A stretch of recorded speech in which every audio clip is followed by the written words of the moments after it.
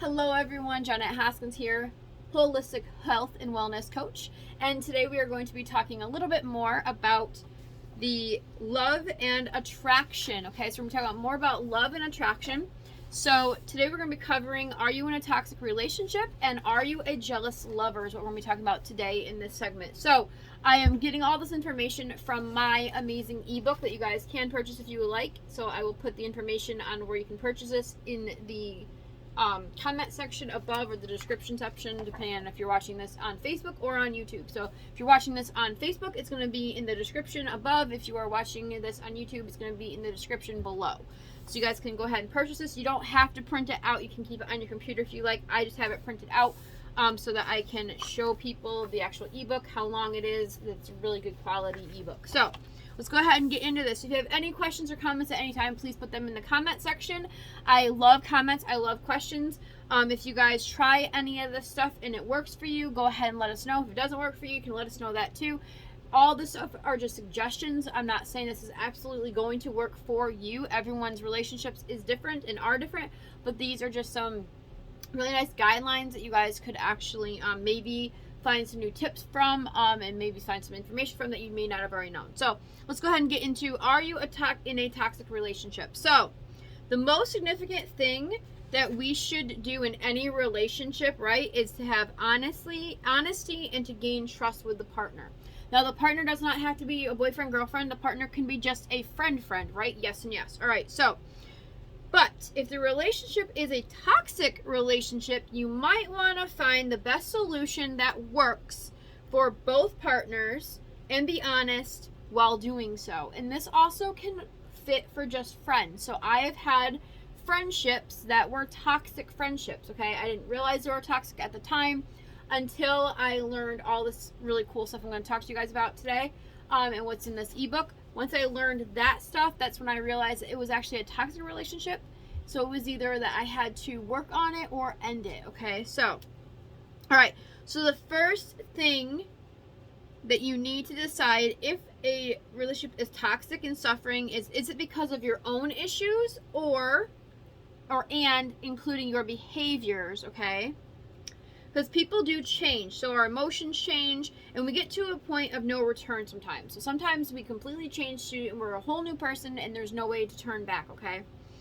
You need to often search inside ourselves to see if the problem in the relationship is within us or if the problem in the relationship is with the other person, okay? So what is causing this relationship to have an issue?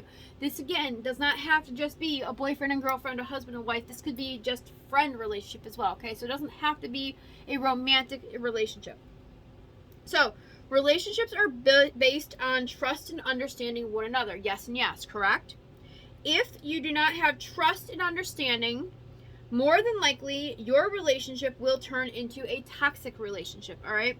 Which means that you and your partner will need to find a solution to the problem or get out, all right? So either you need to work together to find out how to fix it, to stay as friends or stay as lovers, or you both need to just go your separate ways because it's obviously not going to be fixable. So building a solid foundation is the first step to a successful relationship. Foundations are based on stability, offer a rewarding, long-lasting relationship. While establishing foundations unestablished foundations lead to breakups or friends being lost, okay?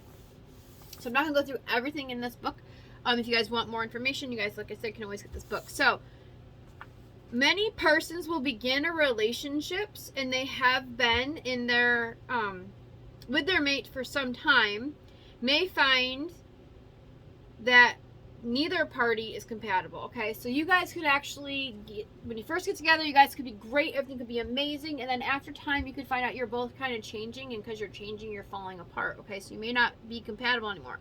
The relationship can still work if the two of you commit on compromise and make a plan you both agree on. So just because you may have different interests doesn't mean you have to split up, doesn't mean you can't be friends. You guys can still be together or still be friends. You just need to find common ground and compromise that'll bring you guys two together and still allow you guys to have your separate things. Not everything has to be exactly the same with both of you, okay? You don't have to both like the same restaurant. You don't have to both like the same movies. You don't have to both like the same anything. My husband and I, we have a great marriage, but we have learned that we both need our own time because I like scary movies. I like horror movies. He does not like horror movies. And when I say horror movies, I mean I like Jason Voorhees, Freddy Krueger. I grew up watching those, and I like those once in a while. My husband can't stand them. The new Scream movie, for instance, is coming out next month, and my husband can't stand those movies. He says that they're stupid. They should have never been made. You know, that's his opinion. Myself and my son love those movies, and my son and I want to go see the new Scream movie next month in the theater. So that'll be something that me and my son will go do. So we'll go to the movie theater without my husband and we'll watch the movie. Sometimes my son and I will go into my bedroom and we'll watch movies there that my husband doesn't care for, which is fine. My husband likes, war movies. He likes to watch some of the war movies. I don't like war movies. That is fine. When he watches those, I go into the bedroom and I do my exercising, or I do my meditation, or I read my Bible, or I do whatever, okay? I do my own thing and I do my own stuff. So you have to find compromise. We still have things we enjoy together. Like we sit and we watch shows and movies together also. But we also both know that we have a difference when it comes to certain kinds of entertainment and things like that. So then we take our own time and do things separately, which there's nothing wrong with that. It keeps our marriage healthy. We've been married going on 5 years, but we've been together as a couple going on 17 years. It'll be 17 years this month, February. So it'll be 17 years that we've been together. We've been married for 4. We were dating for 11 and a half years before we got married because we just weren't in a rush to get married, and we wanted to make sure that, you know, when we did it, we had both been married before. We both had issues with our first marriages. We wanted to make sure when we got married this time that it was going to be good. So we dated longer than most people do before they get married. So we already had noticed some changes between us over the years before we even got married, okay? All right, so making sure that you guys are, you know, able to find compromise to keep the relationship. If you really want a relationship, you will both work for it, okay? Plain and simple. All right, so many times people commit to a relationship with the idea that they can change the other person later. How many people have thought this? How many people are like, oh, well, you know, I can get with them now and I'll just change them over time? Anyone? Okay. This is never good, okay? So either you like whom you meet or you don't like them, okay? You can like them as a friend. You can love them. You could be in love with them, seriously. But if there's things about them that you want to change because you don't like, you're not going to be able to have a relationship with them, okay? All right, plain and simple. So no one can change another human being, period. You cannot change them. The person must have the desire to change him or herself, okay? So now I'm not saying that the person may not change themselves later on. What I'm saying is you cannot make them change. It's like someone who smokes cigarettes. You cannot have someone who smokes cigarettes quit smoking until they're ready to quit smoking. An alcoholic will not quit drinking until they are ready to quit, okay? So they have to want to change. You can encourage it. You can talk to them, but you cannot force it. You can't be like, well, you either need to do this or we're not going to be together. You can't do that, okay? You either accept them or you don't. Plain and simple, okay? So they have to desire the change themselves. And the first step to the change is acceptance and then willingness to make the changes, all right? So you cannot change someone. You can pray for them. You can encourage them. You can do all that stuff, but you cannot actually fully change a person, okay? All right, one should be skeptical, okay, of those who vow to change for them. So often the promises are not met, or the person has hidden terrors that could force them onto you later, okay? So someone should not say, I will change for you. Okay, if someone says, I will change for you, you should be very skeptical of that. Not saying that they don't want to, they have to change for themselves. They have to want to change for them, not change for you. Okay, so if someone says to you, I will change because I want to be with you, 9 times out of 10, they may change for a short time, but it's not going to stick unless they really, really want to change. They actually have to have that desire themselves, not just be saying it just to please you. Does that make sense? Yes, no. If it makes sense, put it below. If you have any questions about that, put it below as well, okay? All right, so the chief focus to keep in mind is communication, okay?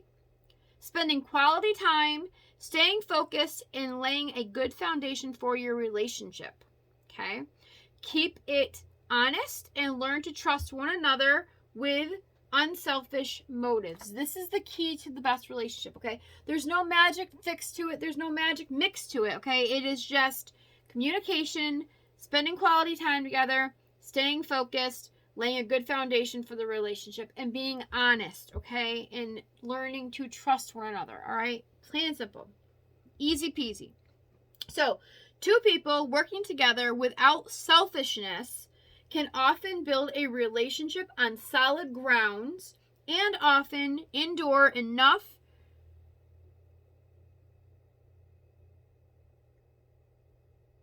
I'm trying to think of how to say this.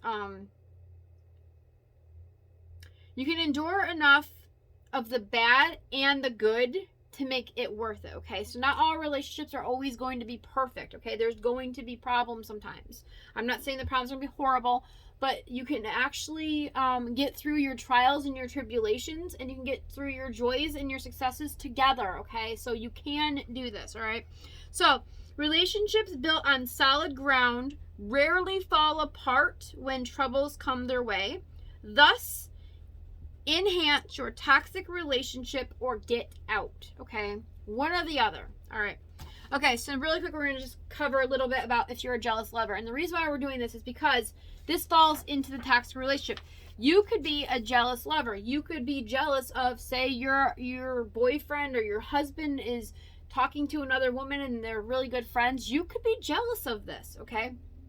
Say you're a guy and your girlfriend or your wife or your fiance gets hit, is told they're pretty. It could be even done on Facebook. I get messages all the time on Facebook and comments on my pictures all the time on Facebook that I'm beautiful and all this stuff and I seem like a very nice person. My husband does not get jealous because my husband knows I'm not going to go run off with some weirdo on Facebook, okay? I'm not going to leave my husband. I love my husband. We have a great relationship. I am not going to leave my husband for somebody that just told me I'm a beautiful person because they just want to tell me I'm beautiful, okay?